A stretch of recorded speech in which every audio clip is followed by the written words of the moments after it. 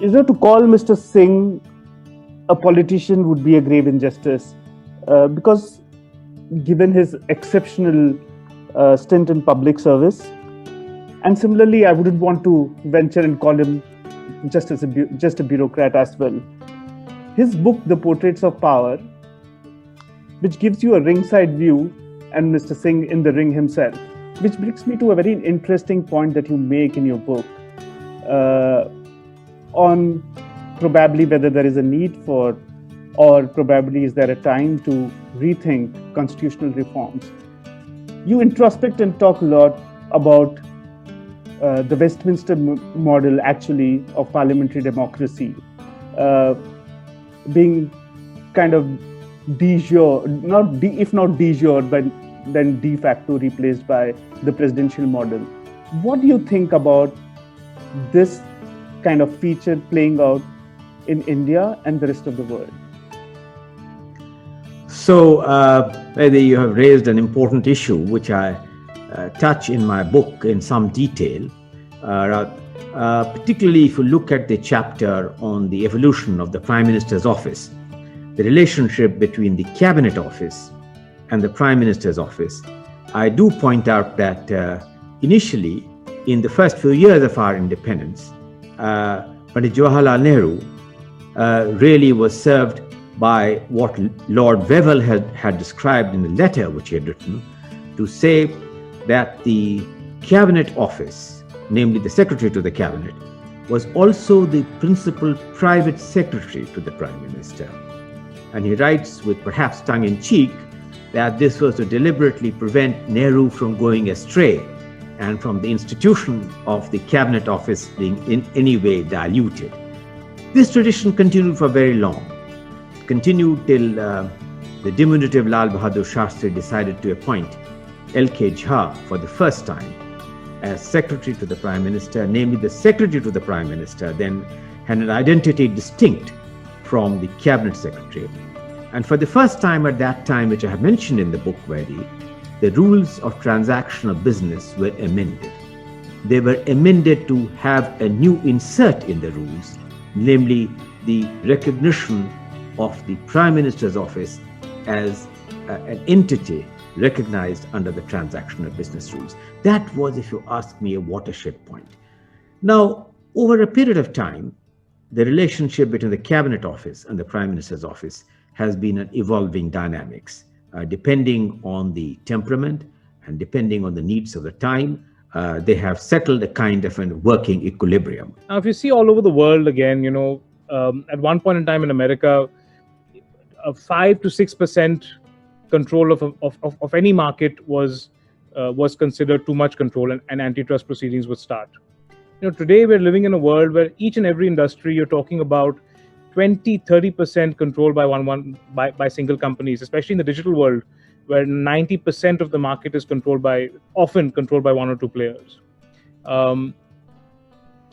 Is this something that you think, and this concerns you about India, or is it something that you think is, we have a really long way to go, and right now we should only be sitting and encouraging and giving more wings to corporates rather than be concerned about things like competition, things like too little competition? Well, let me put it that we are in a dynamic situation. We are in an evolving phase. But I would say that certainly there is need for the Competition Commission of India, whose primary objective for setting up an independent competition commission was to exactly deal with the issues of this kind. And I think that it is really, they are duty bound by the nature of and the objectives which the Competition Commission. In addition to independent regulators, you have a regulatory framework for the entire digital and telecom world. You have other independent regulators. So I think the regulators must act in tandem with the Competition Commission to prevent this kind of a market abuse or predatory pricing or many other evils associated with excessive market dominance. But certainly there are no simple answers to what you say, because we are in an evolving phase. But that is no ruse for the regulators who are duty bound under the law to look to the objectives why they were created, to undertake the necessary decisions. What are the things that, I mean, we happened to be both of us in government at the same time around then and overlapped a lot. And from my side, I can say it was a great pleasure to have that overlap. Obviously, a lot of things got done. But when you look back, and if you were being sort of quite searching in your looking back, what do you think are the things that we should have done better in those 13, 14 years by way of economic policy? Well, again, Shankar, I want to raise the issue that you and I know that we got out of the fund bank arrangement in 1993. We got off, not because the two of us were part of it, we got off rather lightly, if I may say so, by the hindsight.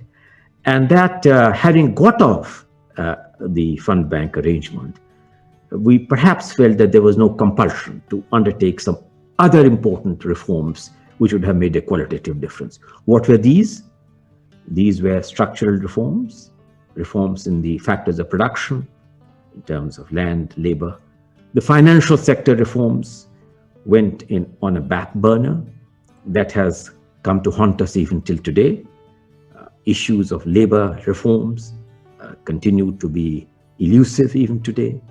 Land reforms and issues of land related has got more complicated.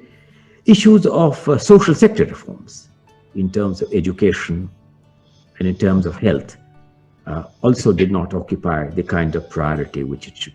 So I think that if I were to recount, we'll have to again ask ourselves a mutual question of whether the fact that we got out of the crisis so lightly in 1993 put us thereafter in a mode of complacency. And that therefore in the 10 years where Dr. Manmohan Singh, who had led these reforms as the finance minister, became the prime minister, on many of these, the movement was far less than he would himself be satisfied with. Mr. Singh, what made you sit down and write this book?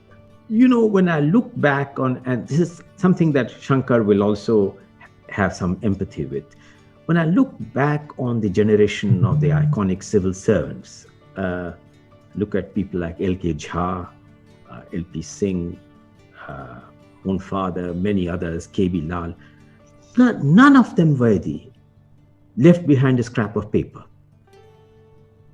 They would have seen a lot of India's economic struggle in the first few years of India's independence. And they would have lots to say in comparison. But I felt that since circumstances had placed me where I could see and witness a lot of these, the drama of political decision-making, the political economy being the overarching influence in the decision-making process, I felt that some of it needed to be written and recounted. So it was really, if I would not say the failing, but it was a realization that the generation which went before me had not really left behind manuscripts and writings which are of worthy nature, and that we need to correct perhaps this, looking at the fact that those are parts of Indian economic and political history which are important and relevant enough to be put down on a piece of paper.